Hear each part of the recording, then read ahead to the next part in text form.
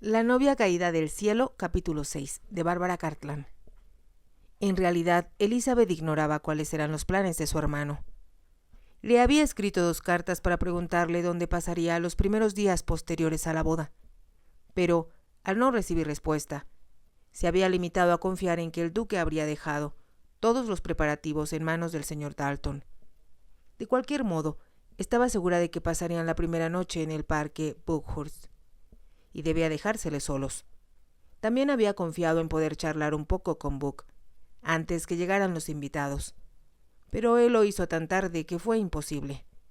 Solo podía limitarse a rogar, porque la expresión que había tenido durante la cena no asustara a Samala durante la boda.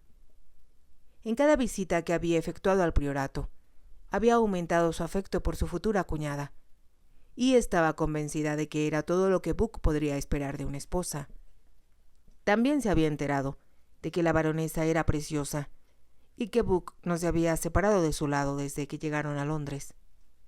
¿Por qué esa mujer tenía que llegar a la vida de Buck justo en este momento?, le preguntó a su esposo. Es muy atractiva. Todas las mujeres de Buck lo han sido, pero ella parece peor que las demás. Corresponde al tipo que le agrada a Buck, contestó el marqués. Podría mencionarte unas 6 que son tan seductoras que las otras mujeres las consideran muy peligrosas. Y lo son. Pero quiero a Buck, Arthur, y sé que tú también lo quieres. Por eso deseo que sea feliz en su matrimonio.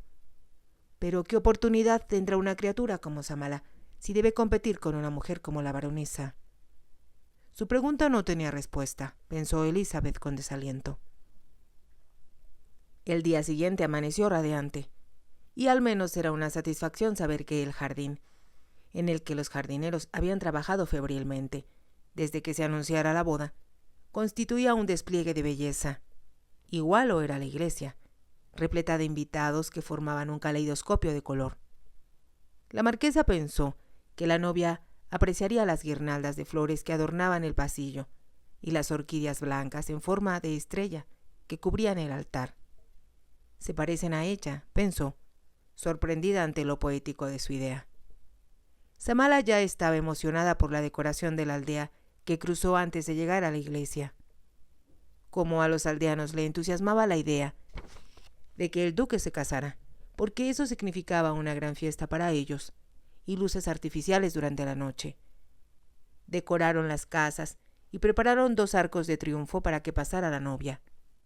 Como el conde y Samala vivían en un mundo aparte, agobiados por sus propios problemas, ignoraban por completo cuánta admiración y afecto les tenían la gente de la localidad. Para el conde habría significado una sorpresa enterarse de que la gente admiraba tanto su apostura como el valor que demostraba ante las dificultades, por lo cual sentían pena por él, pero a la vez un gran respeto. Por lo tanto, hacían cuanto estaba a su alcance para reparar sus propias casas, y de ese modo no provocarle gastos, ni mayores daños a la propiedad, que le costarían un dinero que no tenía. Y como Samala se parecía a su madre, la querían mucho. La condesa no había tenido para darles nada más que su bondad, su cariño y su comprensión. Pero saber que estaba allí, que los visitaría si se enfermaban o tenían un problema, y los escucharía con bondad, significaba mucho más que contar con techos nuevos y muros pintados, como los de las casas de la propiedad del duque, que lindaba con la del conde. Después de haber esperado tantos años a que el duque se casara, el hecho de que hubiera elegido como esposa a alguien a quien ellos conocían y apreciaban despertaba gran entusiasmo y alegría en las 2 propiedades. El duque se habría asombrado de saber cuánto había aumentado su reputación la elección de su esposa. Tiene buen ojo para los caballos y ahora supo elegir la mejor esposa. Era el tipo de comentario que se escuchaba, y todas las mujeres opinaban que sería la novia más bella, luciera el vestido que luciese. Como nada podía ocultarse, pronto se supo que el vestido de novia y el ajuar de Samala eran obsequio de la marquesa. Como provenía de Londres, alimentó la imaginación de todas las jovencitas de su edad, así como la de sus madres, abuelas y bisabuelas. Cuando Samala y su padre cruzaron la aldea en el más impresionante carruaje del duque, tirado por 4 soberbios caballos, En el camino se formó una línea de mujeres que hacían ondear sus pañuelos.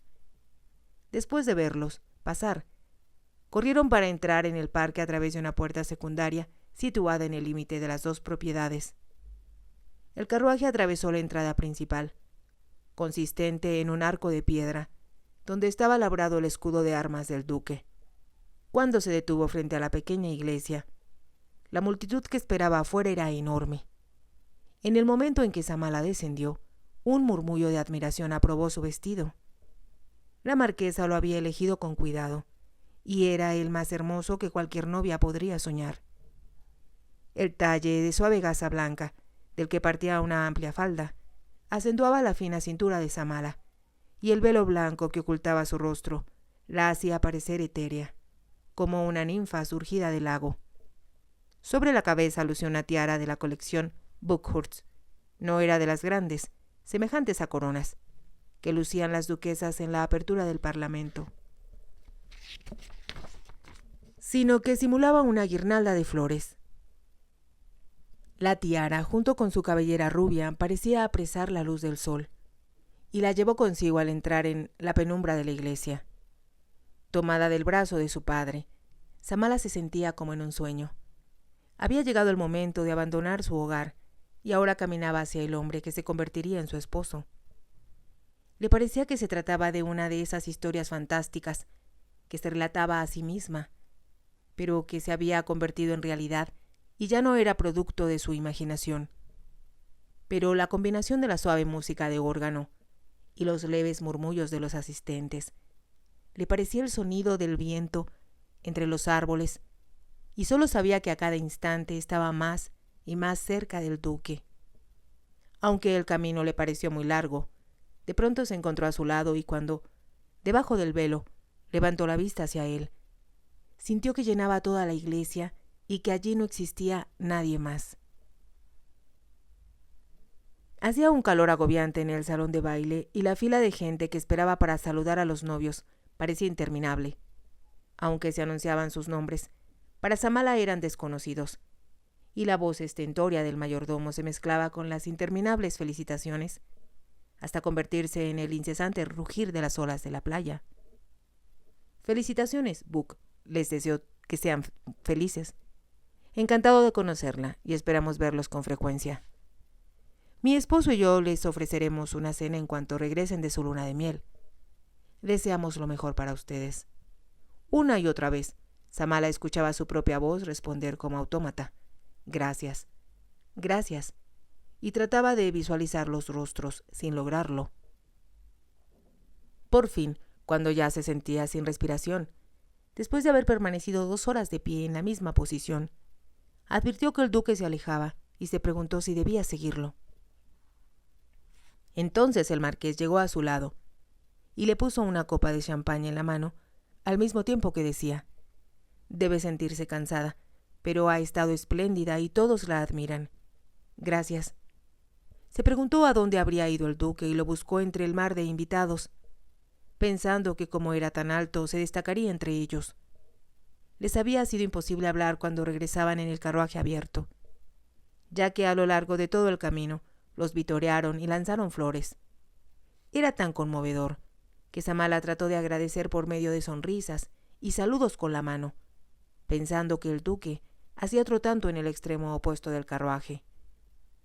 Una fila de sirvientes los esperaba en la casa para conducirlos hacia el salón de baile, y Samala solo percibió fugazmente la decoración de flores blancas, las pinturas y banderas y los altos techos decorados, antes que la multitud de invitados la abrumara.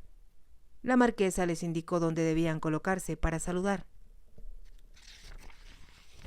«Estás preciosa», le dijo a Samala, a quien ya tuteaba, «y todas las mujeres casi lloran de envidia por tu vestido».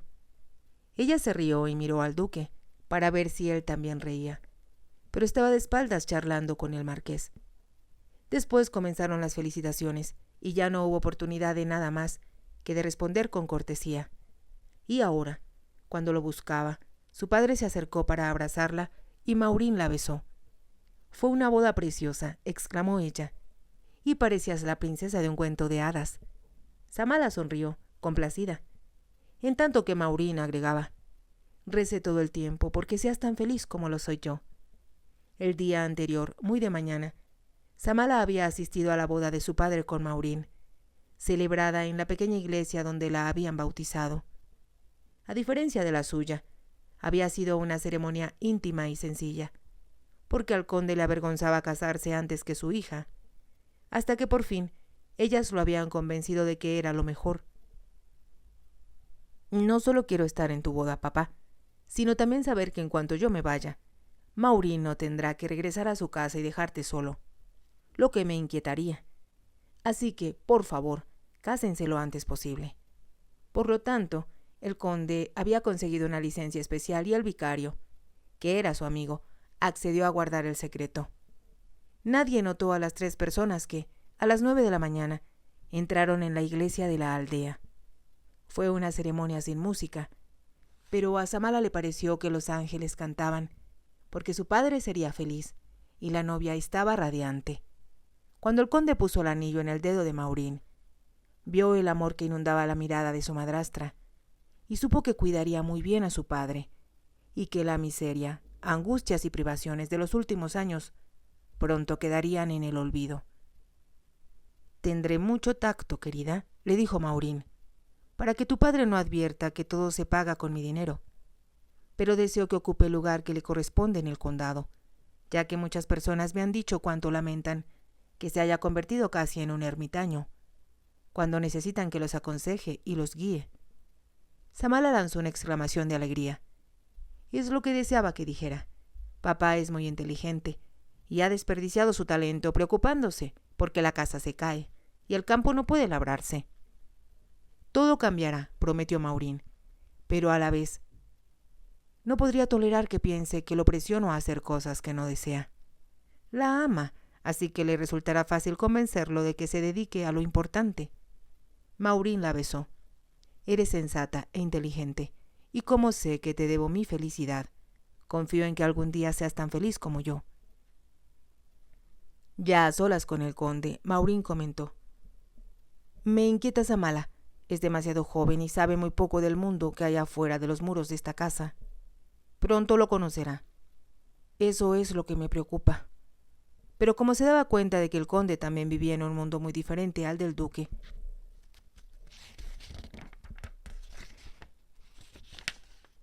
no quiso contagiarle sus inquietudes, y se juró a sí misma que el priorato sería tan bello en el interior como lo era afuera, y que lo que Samala había encontrado allí en su mundo de fantasía jamás debería perderse, porque era demasiado valioso y perfecto como para que el mal y la crueldad de la realidad lo arruinaran.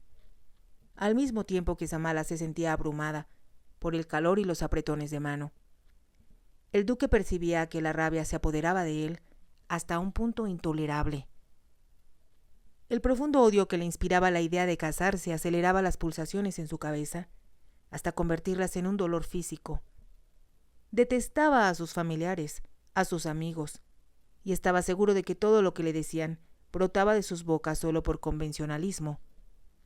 También tenía profunda conciencia de que la mujer que estaba a su lado ya era su esposa. No la había mirado en la iglesia porque no lo deseaba, y después de firmar el registro, no le había levantado el velo, como era tradicional. Lo había hecho su hermana Elizabeth, en tanto que él volvía la cabeza hacia otro lado. No la había mirado al tomarla del brazo, para recorrer el pasillo al son de las notas de la marcha nupcial. Y cuando le pareció escuchar la malicia y la burla contenidas en el murmullo de los asistentes, sintió como si lo condujeran a la guillotina.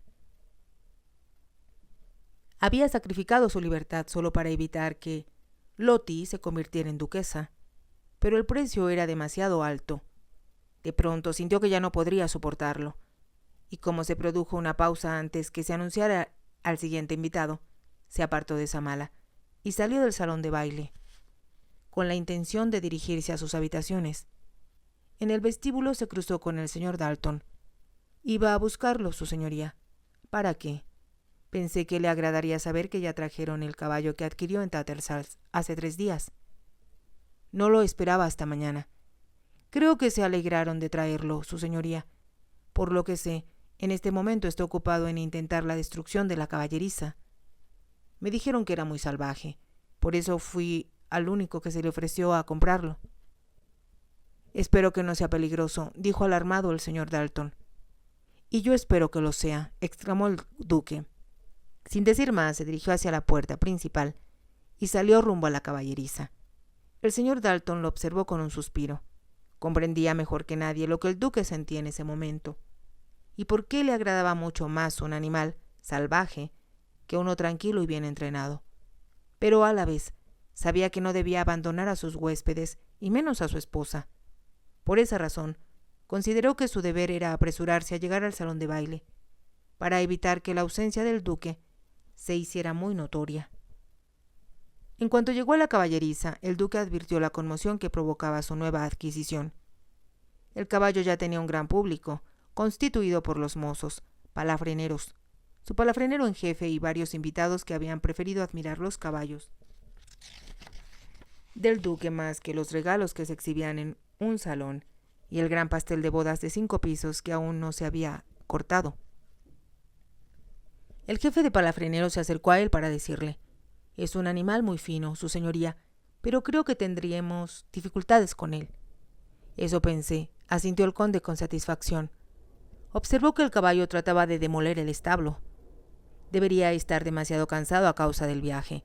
No entiendo por qué se porta así. No viajó mucho hoy, su señoría. Les causó tantos problemas hacerlo llegar hasta Wychpool ayer, que pasaron la noche allí. Entonces lo que necesita es ejercicio. Ensíllenlo.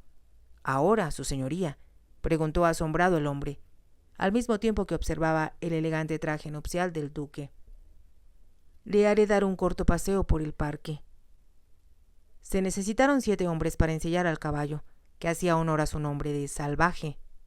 Solo cuando, con dificultad, lograron sacarlo al patio y el duque lo montó, Salvaje se dio cuenta, satisfecho, de que llevaba en el lomo a un digno oponente. Al instante comenzó a demostrar su deseo de independencia y su irritación ante el hecho de que lo hubieran colocado en una nueva caballeriza. El duque disfrutaba cada instante. Por primera vez en varios días, sentía que su indignación, que era como una roca en su pecho, se disolvía y ya no se concentraba en sus problemas, sino en un adversario con una determinación tan fuerte como la suya. Tardó 10 minutos en conducir a Salvaje, desde la caballeriza hasta el camino, y después hacia el puente que cruzaba el lago. Entonces, como si el caballo decidiera disfrutar también, comenzó a moverse por el parque, bajo los árboles. Al otro lado había una excelente pista para galopar, en la que el duque sabía que podría lograr sacarle el diablo a Salvaje a galope tendido. No ignoraba que en el parque resultaba peligroso andar rápido, porque había guaridas de conejos y el terreno era accidentado. Por lo tanto, mantenía corta la rienda, sabiendo que sin fuete ni espuelas estaba en desventaja. Pero también sabía que su experiencia y habilidad lograrían que, en poco tiempo, Salvaje reconociera quién era el amo, y entonces los dos harían una tregua, cuando menos por ese día. Mantenía al caballo bajo control a base de fuerza, a medida que se acercaban al lugar donde le soltaría la rienda y le permitiría galopar hasta que dejara de luchar por puro cansancio. Pero, en el instante en que pasaban debajo del último roble, un venado surgió de un arbusto y asustó a Salvaje. El caballo, aterrorizado, se paró sobre sus patas traseras y, como era muy alto, una de las ramas del árbol golpeó la cabeza del duque. El impacto lo hizo aflojar la rienda y Salvaje, en un movimiento convulsivo, lo lanzó de su lomo. Después, al bajar sus patas delanteras, lo alcanzó en el pecho. El duque sintió que las tinieblas lo invadían y cayó al suelo, donde permaneció tendido.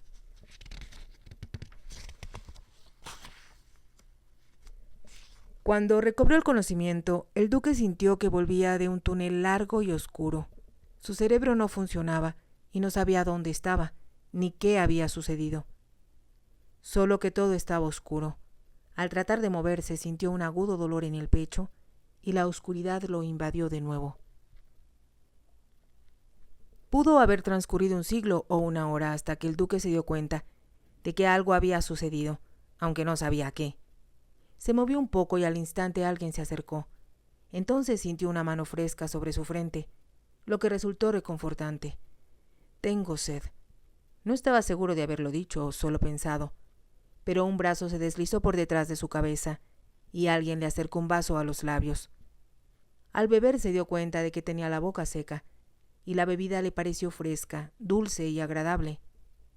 Sintió que se deslizaba a través de su garganta, y una voz muy suave dijo: «Duerme, todo está bien, te sentirás mejor en la mañana».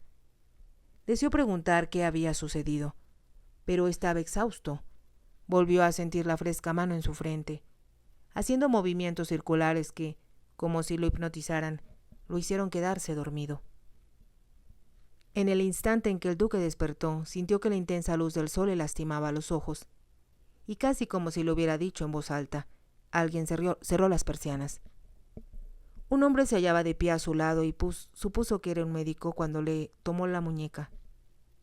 «¿Qué sucedió?», preguntó con voz ronca y débil. «Sufrí un accidente, su señoría, pero no se trata de nada serio, solo conmoción y un fuerte golpe porque lo pateó su caballo». El duque recordó que Salvaje se había encabritado. Si te ha gustado, te invito a que te suscribas, a que me regales un me gusta y actives la campanita para que puedas seguir escuchando esta historia. Gracias.